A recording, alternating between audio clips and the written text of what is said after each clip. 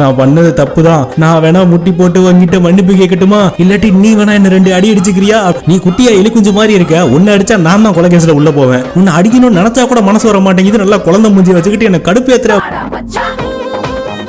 இங்க பாரு, என்கிட்ட காசு இல்ல, அவ்வளவுதான், புரிஞ்சுக்க.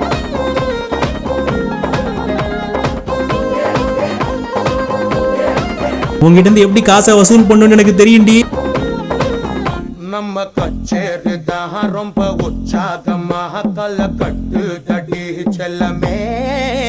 நானும் துச்சாதமாக இல்ல துரிகாதமாக துயில் புரியட்டுமா உன்னையே.